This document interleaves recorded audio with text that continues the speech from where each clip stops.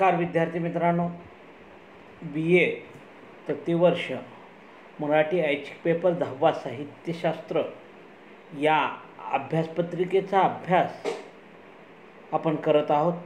यातील पहिलं प्रकरण साहित्याचं स्वरूप. या पहिल्या प्रकरणामध्ये आपण पौर्वात्यांनी सांगितलेलं साहित्याचं स्वरूप स्पष्ट केलं, पाश्चात्यांनी सांगितलेलं साहित्याचं स्वरूप स्पष्ट केलं, त्यांची विशेष सांगितली गेली. मराठी साहित्यातील साहित्य विचार स्पष्ट केला. आज आपणाला साहित्यातून व्यक्त होणाऱ्या अनुभवाचे विशेष पाहायचे आहेत. अनुभव या शब्दाचा अर्थ आपणाला कळतो आणि अनुभव ही गोष्ट खूप मोठी आहे. वैचारिकतेच्या दृष्टिकोनातून जर विचार केला तर अध्यापनाचा अनुभव, डॉक्टरी पेशामध्ये काम करणाऱ्या डॉक्टरांचा अनुभव, एखाद्या मोठ्या शास्त्रज्ञांनी अनेक वर्ष नवनवीन शोध घेण्यासाठी घालवलेला कालावधी अनुभवाच्या रूपातून ज्युनियर लोकांना खूप महत्त्वपूर्ण असतो. साहित्यातूनही अशा पद्धतीतून व्यक्त होणाऱ्या अनुभवाचे काही विशेष असतात. या अनुभव या संकल्पनेमध्ये 3 घटक खूप महत्त्वाचे आहेत. संवेदना, विचार आणि भावना या 3 घटकाचा विचार अनुभवाच्या माध्यमातून आपल्याला करावायचा आहे. कान, नाक, डोळे, जीभ, त्वचा या 5 ज्ञान इंद्रियामार्फत माणसांचे बहुसृष्टी क्रियाप्रतिक्रियात्मक व्यवहार चालू असताना आपल्याला पाहायला मिळतात. कारण 5 इंद्रिय हे मानवाच्या दृष्टिकोनातून खूप महत्त्वाचे आहेत आणि हे सर्व इंद्रिय आणि त्याला मेंदूकडून दिला जाणारा प्रत्युत्तराचा पुरवठा, माणसाच्या ठिकाणी संभवणारे परिणाम, ही सर्व प्रक्रिया साहित्यातून व्यक्त होणाऱ्या अनुभवाच्या दृष्टिकोनातूनही महत्त्वाची असते. संवेदना आपणाला जाणवत असतात. 5 इंद्रियाच्या करवी आपणाला संवेदना जाणवत असतात. विचार त्यातून व्यक्त होत असताना दिसते. भावनेची वलये बाहेर पडत असताना आपणाला दिसतात. इंद्रिय संवेदना आहेत. त्या संवेदनाचा अर्थ जर लावला गेला तर विचार आणि भावना या गोष्टी येतातच. या तिन्हीच्या एकत्रीकरणातून एक विशिष्ट अर्थ व रोख अर्थ प्राप्त झाल्यानंतर जी जाणीव, ज्याला संपूर्ण जाणीव असं आपण म्हणू, ती संपूर्ण जाणीव तिलाच अनुभव असं म्हटलं जातं. अनुभवाला किंवा मालिकेला, अनुभवाच्या मालिकेला साहित्यामध्ये शब्दरूप लाभत असतं. ललितेतर साहित्यातूनही अशा पद्धतीचा अनुभव आपणाला पाहायला मिळतो. पण ललित साहित्यातला अनुभव आणि त्याला लागलेलं शब्दरूप किंवा ललितेतर साहित्यामधील आलेले शब्दरूप यातील अनुभवामध्ये खूप भिन्नता आहे. कारण ललितेतर साहित्यातला अनुभव हा ज्ञानात्मक, इकिरी, स्पष्ट, समावेशक आणि व्यक्तिनिरपेक्ष अशा पद्धतीचा असतो. स्वतंत्रपणा, त्याची मौलिकता, त्यातील निसंदिग्धपणा, त्याची व्याप्ती या गोष्टी त्यात तपासल्या जात असतात. त्यावरच त्याचं मोल ठरत असतं. शेवटी त्यातील अनुभवाचे आव्हान वैचारिक स्वरूपाचे असते. ललितेतर साहित्यातले अनुभव हे वैचारिक स्वरूपाचे असतात. पण ललितेतर साहित्यातील अनुभव आणि त्याचा आविष्कार यातील दोन्ही लक्षात ठेवणं गरजेचं आहे. ललित साहित्यातला अनुभव मात्र तसा नसतो. त्यामध्ये खूप वेगळेपण, आविष्काराचं माध्यम त्यामध्ये आपल्याला पाहायला मिळतं. आविष्कार हे खूप महत्त्वाचे असतात. या अनुभवातून जर आपण पाहिलं तर आविष्कार हा खूप महत्त्वाचा असतो. एका व्यक्तिमनाचा अनुभव त्या व्यक्तिमनासह साहित्यकृतीच्या द्वारा आस्वादकाच्या अनुभव विश्वाचा एक भाग बनण्यासाठी तो आवरत असतो व तो अवतरत असतो. हा अनुभव इथं लक्षात घेणं महत्त्वाचं आहे. साहित्याच्या दृष्टिकोनातून हा अनुभव इथं महत्त्वात घेणं महत्त्वाचं असतं. सर्वांग परिपूर्ण, सर्व घटकासह परिपूर्ण असा अनुभव तो असतो. तो एकट्याचा राहत नाही. बालकवीची कविता असेल किंवा अन्य कुणाची कादंबरी असेल, कथा असेल, कादंबरी असेल, ललित असेल, हे जसे त्यांचे विशिष्टता जशी असते तशी ती विश्वात्मक रूपसुद्धा धारण करत असते. असा हा अनुभव ललित साहित्यामध्ये आपल्याला पाहायला मिळतो. कारण मानवाच्या दृष्टिकोनातून कान, नाक, डोळे, जीभ, त्वचा हे जे 5 इंद्रिय आहेत त्यांना जाणवणाऱ्या इंद्रिय संवेदना, ज्याला म्हणू आपण, संवेदना जाणवत असतात. त्या संवेदनेतून भाव व्यक्त होत असतात आणि त्या भावनेतून आपण विचार करायला लागतो. हा अनुभवाचा एक मोठा साठा साहित्यातूनही व्यक्त होत असताना दिसतो. साहित्यातून व्यक्त होणाऱ्या या अनुभवाचे विशेष कोणते आहेत? त्यातलं पहिलं विशेष आहे संवेदनात्मकता. संवेदना हे सर्वात महत्त्वाचं विषय. चित्तवृत्ती जागृत होणे याला संवेदना असं म्हटलं जातं. इंद्रिय संवेदनात्मकता हा कलात्मक अनुभवाचा प्रधान विशेष आहे. चिंच हा शब्द उच्चारल्याबरोबर आपल्या जिभेला पाणी यायला लागतं. का? ही संवेदना असते, जाणीव. संवेदना, आंबा, चिंच अशा पद्धतीचा आपण नुसतं उच्चार करतो, ते डोळ्यासमोर उभं राहतं. ते आपण मग पुन्हा भावना आपली व्यक्त व्हायला लागते, पाणी सुटायला लागतं, आपण विचार करायला लागतो. म्हणजे ह्या सगळ्या संवेदनाच्या भावना आहेत. साहित्यातूनही अशा पद्धतीच्या संवेदना व्यक्त व्हायला काही अडचण नाही आहे. ते व्यक्त होतच असतात.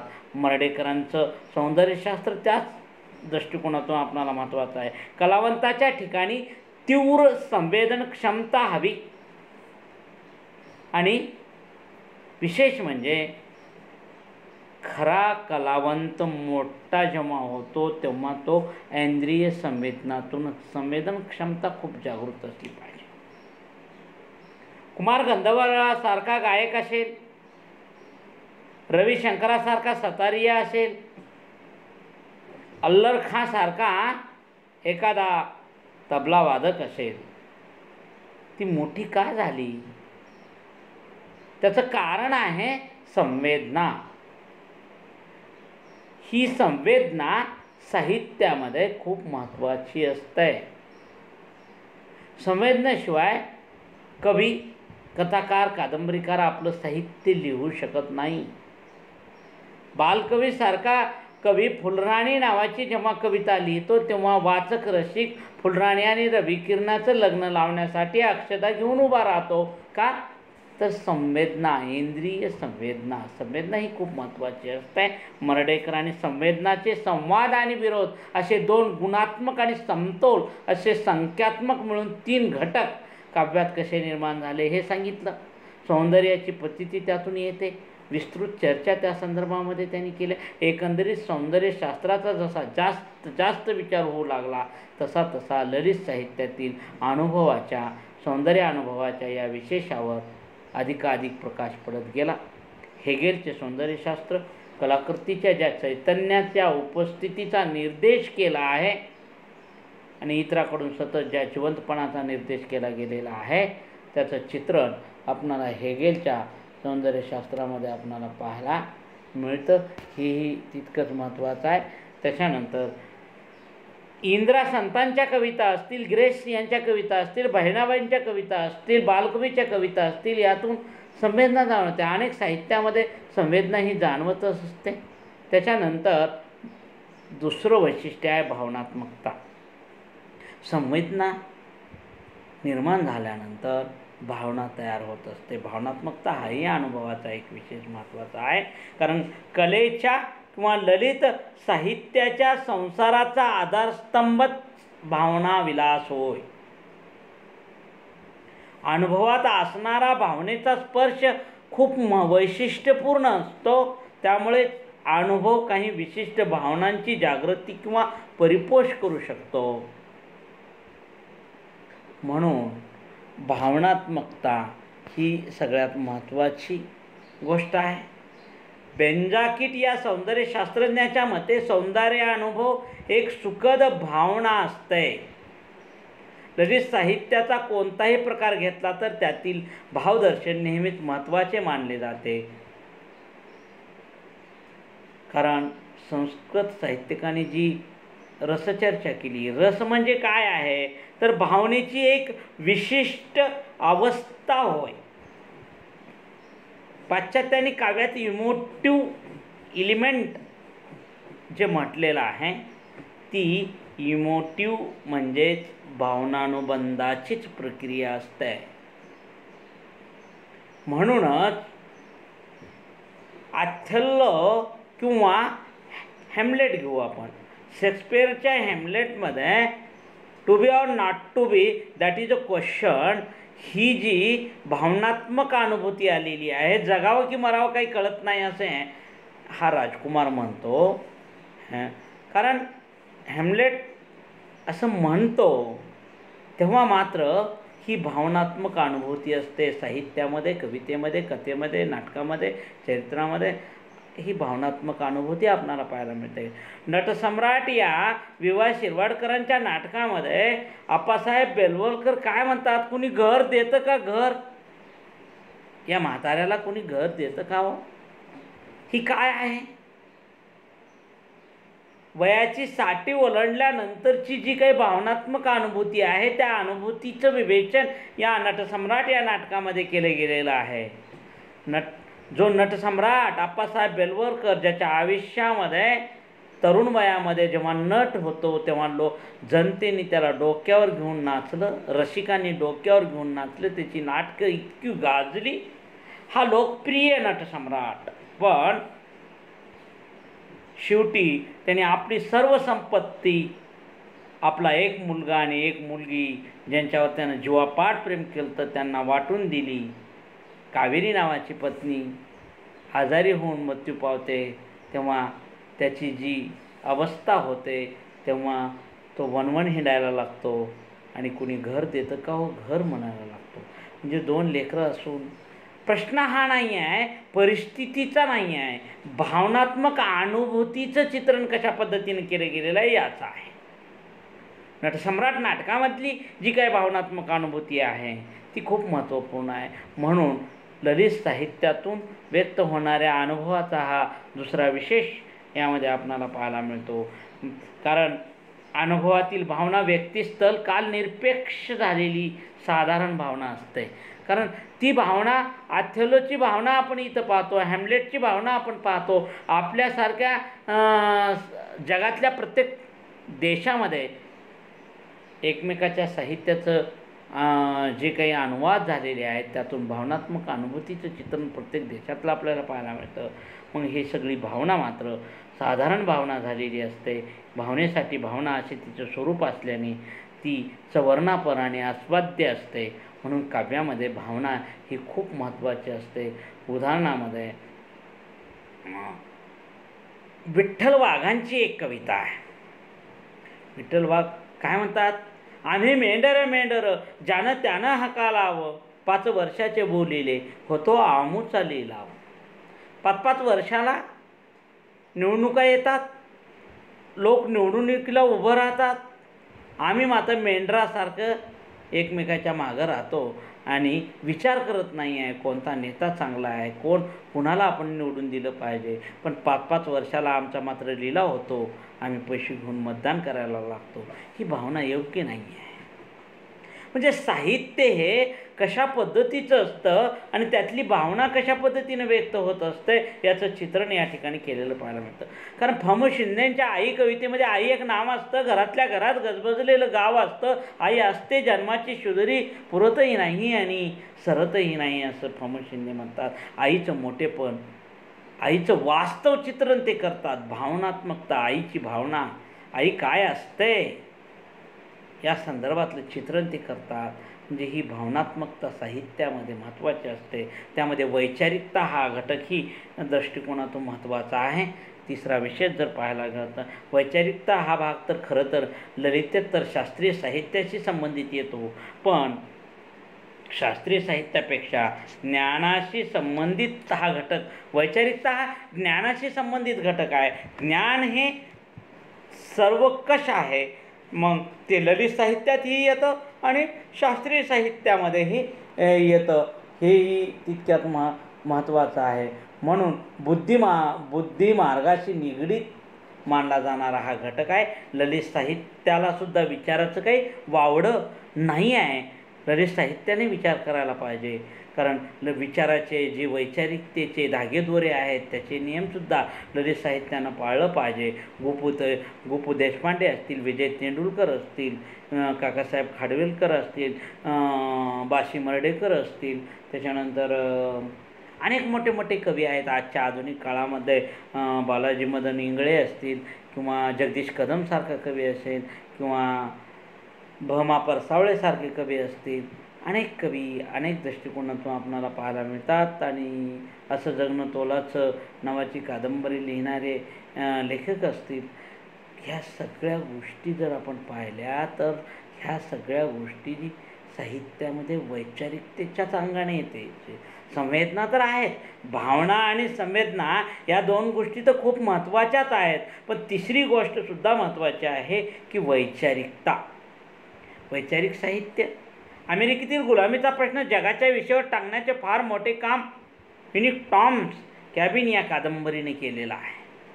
अरे ही वैचारिकता आपणाला पाहायला मिळते. फकीरा किंवा अण्णाभाऊ साठेंचं साहित्य जेव्हा पाहू किंवा दलित साहित्य जेव्हा पाहू तेव्हा दलिताच्या व्यथा वेदनेचं चित्रण वास्तवपणे मांडण्याचा प्रयत्न दलित साहित्यानं केलेला आहे. आणि त्यातून एक मोठा बोध, मोठा उपदेश, मानवता, समता, विश्वबंधुतेचे चित्रण या दृष्टिकोनातून महत्त्वाचं कसं आहे. किंवा देशप्रेम वैचारिकतेच्या दृष्टिकोनातून देश. मजहब नहीं सिखाता आपस में बैर रखना, हिंदी है हम वतन है हिंदोस्ता हमारा. कारण का देशप्रेमाची भावना किंवा विश्वबंधुतेची भावना असेल, मानवतेची भावना असेल, वैचारिक दृष्टिकोनातूनही साहित्याचं महत्त्वाचं स्थान आहे. आणि कारण लेकुरे उदंड झाली नावाचं नाटक वसंत कानेटकरांनी लिहिलेलं आहे. तसा विचार केला तर हे नाटक लोकसंख्या कमी करण्याच्या संदर्भामध्ये आहे असं म्हणता येणार नाही. तरीसुद्धा नाटकाचं नाव तशा पद्धतीचं आहे. वैचारिक भाव त्या दृष्टिकोनातून खूप महत्त्वाचे आहे. कवी बीच्या कविता असतील, वाम जोशी असतील किंवा श्रीधर व्यंकटेश केतकर यांच्या कादंबऱ्या असतील, त्याच्यातून वैचारिक भाव, सत्व, रज आणि तम या तीन गुणांनी बनणाऱ्या व्यक्तिमत्वाप्रमाणेच ज्या सत्वगुणाचे आधिक्य सत्व, रजोगुणाचे आधिक्य तो राजस आणि तमोगुणाचे आधिक्य तो तामसी म्हटले जाते. या सर्व गुणाची कलात्मक अनुभवामध्ये मांडणी केली जाते. म्हणून संवेदना, विचार, भावना या घटकाच्या आधिक्यावरच संवेदनानुभव, विचारानुभव आणि भावानुभव आधारलेला असतो. आणि ह्या सगळा चढ उताराचा भाग साहित्य कलाकृतीमध्ये आपणाला पाहायला मिळतो. म्हणूनच या ठिकाणी वैचारिकता हे दुसरं सूत्र सांगितलं गेलेलं आहे किंवा विशेष सांगितलं गेलं. सूचकता हे सुद्धा साहित्याचं महत्त्वपूर्ण वैशिष्ट्य आहे. कलात्मक अनुभवाचा एक महत्त्वपूर्ण विशेष. ललितेतर साहित्य अनुभवामध्ये तो कधीच असू शकत नाही. शास्त्रीय साहित्यामध्ये सूचकता नसते, फक्त ललित साहित्यामध्ये असतं. सजेशन, सूचकता या दृष्टिकोनातून त्या ठिकाणी महत्त्वाचं आहे. कारण संस्कृतातला ध्वनी विचार, ध्वन्यार्थ, सूचकता ही त्याच दृष्टिकोनातून आपल्याला पाहायला मिळतो. आनंदवर्धनाने वस्तुध्वनी, रसध्वनी आणि अलंकार ध्वनी अशी सत्काव्य दृश्य सलग श्रेणीच सांगितलेली आहे. ती खूप महत्त्वाची आहे. सूचकतेमुळे कलात्मक अनुभवाच्या ठिकाणी वसणाऱ्या लवचिकतेची कल्पना आपणाला येऊ शकते. म्हणून सूचकता हा सुद्धा महत्त्वाचा विशेष आहे. सूचकतेमुळे ललित साहित्य अनुभव चमत्कृतीपूर्ण जाणवत असते आणि तो अनुभवाला आकर्षक बनवित असते. विनायकांच्या कविता किंवा बाशी मर्ढेकरांची गणपतवाणी नावाची कविता खूप महत्त्वाची. गणपतवाणी बिडी पिताना चावायचा नुसतीच काडी आणि म्हणायचा की या जागेवर बांधीन माडी. हा तर मुळकाचा आळशी. याच्या घरी 18 दारिद्र्य. एक दुकान आहे वाण्याचं. त्या गणपत वाण्याचं एक दुकान आहे, पण दुकानातही काही शिल्लक राहिलेलं नाही आहे माल. कारण सगळं उंदरांच्या लेंड्यात राहिलेले आहेत. पण तो मात्र आयटीत बसून काय म्हणायचा, गणपत वाणी बिडी पिताना चावायचा नुसतीच काडी, कारण बिडीसुद्धा मिळायची नाही, नुसतीच काडीच चावायचा आणि म्हणायचा की या जागेवर बांधीन माडी. ही सूचकता खूप महत्त्वाची असते. माणसाच्या चांगल्या वाईट गुणाची जाणीव साहित्य करून देत असतं आणि त्यातून माणसानं शिकायचं असतं, शहाणं व्हायचं असतं. गोविंदाग्रजांचे प्रेम आणि मरण किंवा सर्व सूचकतेचे धागेदोरे, बालकवीचे औदुंबर असेल, फुलराणी कविता असेल, त्याच्यातूनही सूचकता आपणाला जाणवायला लागते. आणि काया मातीत मातीत तिफण चालते, ही विठ्ठल वाघांची कवितासुद्धा सूचकतेचा दृष्टिकोन आपणाला पाहायला मिळतो.